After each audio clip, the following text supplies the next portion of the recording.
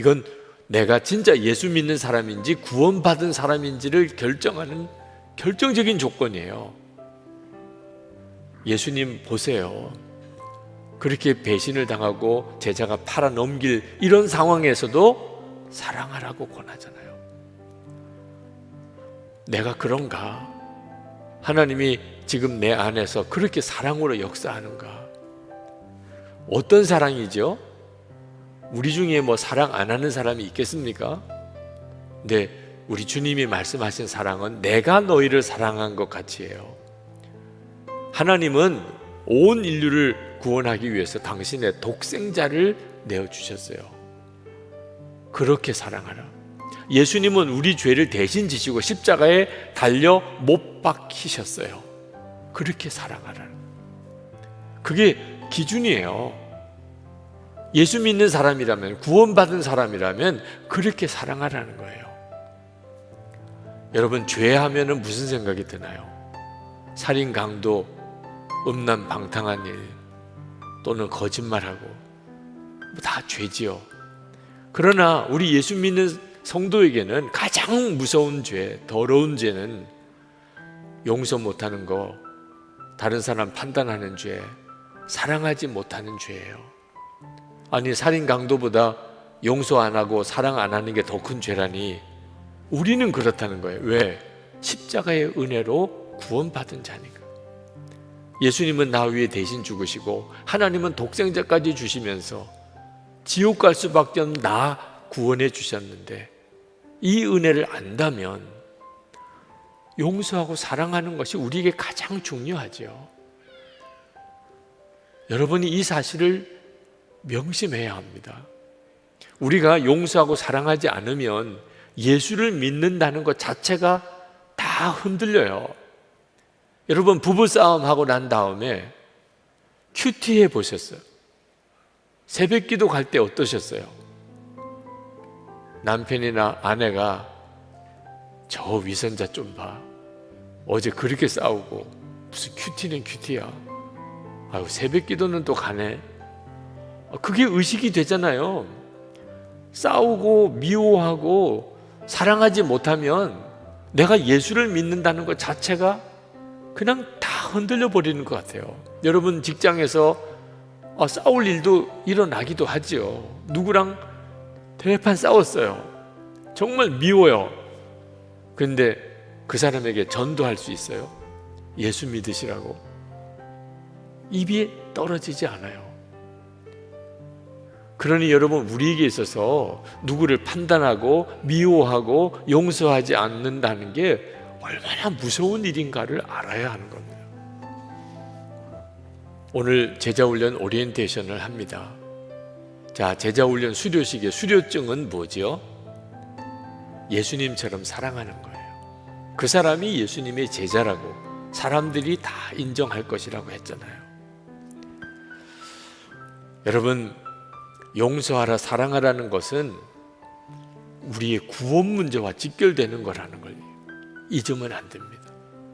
우리가 예수님의 십자가를 정말 믿으면, 그러면 용서하고 사랑하는 사람이 되고, 용서하고 사랑하는 사람이 아니라면 그러면 십자가 구원을 믿는 사람이 아닌 거예요. 제자들은 예수님이 이 말씀을 하실 때 그 말씀이 무슨 의미인지 정확하게 이해하지 못했을 거예요. 그런데 오순절 마가다락방에서 성령을 받고 그들이 예수님과 동행하는 삶을 살게 되면서 이건 너무너무 중요하구나 하는 걸 알았습니다. 요한 사도가 요한일서 3장 14절 15절에 이렇게 말씀합니다. 우리가 형제를 사랑함으로 사망에서 옮겨 생명으로 들어간 줄을 알거니와 사랑치 아니하는 자는 사망에 거하느니라. 그 형제를 미워하는 자마다 살인하는 자니 살인하는 자마다 영생이 그 속에 거하지 아니하는 것을 너희가 아는 바라. 여러분, 형제를 사랑하는 것, 형제를 미워하는 것은 우리가 진짜 구원받은 사람인지 아닌지를 가늠해 주는 거예요. 이처럼 심각하고 중요한 문제인 거예요. 자, 그렇다면 여러분 중에는 너무너무 마음이 힘드신 분이 있으실 거예요.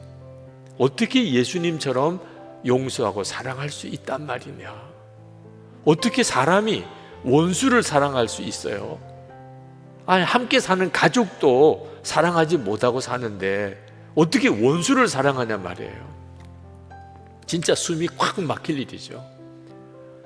경건한 그리스도인들이 다 겪는 문제입니다.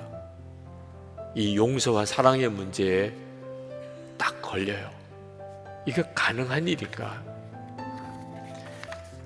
예수님께서 제자들에게 이제 내가 가는 길을 너희들도 따라올 수는 없다, 그렇게 말씀하실 때 베드로가 막 확 흥분을 합니다.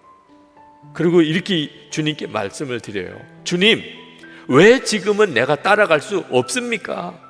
나는 주님을 위해서는 내 목숨이라도 바치겠습니다.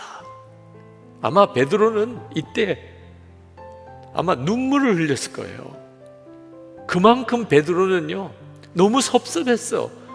주님 어떻게 말씀을 그렇게 하십니까? 나는 주님을 죽을지언정 따라갈 겁니다. 우리를 어떻게 보시고 그렇게 말씀하십니까? 그때 예수님께서 베드로에게 그래, 미안하다, 내가 잘못 말했다, 그래, 내가 너 마음 알지, 이렇게 해주실 만한데 예수님은 더 냉정하게 말씀하세요. 내가 나를 위하여 내 목숨이라도 바치겠다는 말이냐? 내가 진정으로 너에게 말한다. 닭이 울기 전에 너는 3번 나를 모른다고 할 것이다. 예수님께서 어떻게 이렇게 단호하게 말씀하시죠? 여러분, 마음에 소원한다고, 내가 그렇게 살고자 갈망한다고 그렇게 사라지는 게 아니기 때문이에요. 여러분들도 다 솔직히 잘 살고 싶잖아요. 하나님 말씀대로 살고 싶잖아요. 믿음으로 살고 싶잖아요. 가정은 천국 같은 가정 이루고 살고 싶잖아요. 부부 사이에, 부모 자녀 사이에, 형제 사이에. 여러분, 진짜 예수님이 주인 되시는 좋은 교회 세우고 싶잖아요. 마음은 있잖아요, 여러분. 근데 안 되는 걸 어떻게 해요? 계속 시험 들고, 사랑하기에도 시간이 아까운데 계속 다투고 싸우고 갈등하고. 왜 그렇게 자꾸 시험되는 일은 많고 화는 그렇게 나고, 어째 그렇게 모든 게 불평스럽고 짜증만 나는 거죠? 그리고 왜 그렇게 어처구니 없이 그렇게 은밀한 여러 죄에 자꾸 무너지지요? 마음의 결심만으로 안 된다는. 예수님께서 베드로에게, 지금 베드로는 십자가를 통과한 상태가 아니에요. 예수를 믿어도 정말 나는 예수님과 함께 죽었습니다, 이제는 예수님이 내 생명이십니다, 명확하게 십자가를 통과한 사람이 아니면 세상 없이 좋은 생각하고 좋은 결심해도 안 되는 거예요. 결국 베드로가 어떻게 됩니까? 진심이었어요. 예수님을 위해서 죽을지언정 따라가겠다는 거. 그렇지만 실제로 예수님이 십자가에 달리실 길을 가시니 두려움이 확 엄습해 왔어요. 이 두려움도 악한 영의 역사입니다. 한번 마음에 두려움이 오니까 어린 소녀가, 당신도 저 사람과 함께 다니던 사람이죠, 내가 본 적이 있어요, 이렇게 말을 한 것 때문에 나 그분 몰라, 예수님을 부인해버려요.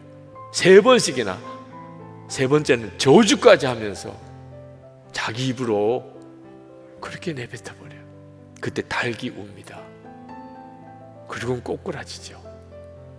여러분 중에 마음은 있는데 그대로 사라지지 않는 사람, 내가 그렇게 결심하고 결단했는데도 나는 왜 자꾸 이렇게 무너질까, 그러신 분들, 베드로를 보세요. 베드로도 그랬다니까. 그러니까 자꾸 쓰러지고 무너지는 분은 나 베드로인가 봐, 이렇게 생각하시면 돼요. 마음이 없는 건 아닌데 자꾸 넘어지잖아요. 그러면 안 되는 건가요? 그렇지 않습니다. 또 베드로를 보세요. 예수님을 3번이나 부인하고 저주까지 했던 베드로가 다시 일어섰잖아요. 초대교회의 위대한 사도가 되잖아요. 십자가에 거꾸로 매달려 순교하잖아요. 아니, 예수님을 그렇게 부인하던 베드로가 어떻게 또 그렇게 바뀌었나요? 예수님께서 베드로 속에 오신 거예요. 오순절 마가다락방에 성령이 임하시면서 예수님을 바라보는 눈이 뜨이게 됩니다. 전에는 주님이 자기 밖에 계셨어요. 이제는 예수님이 자기 안에 계세요. 이건 완전히 다른 문제예요.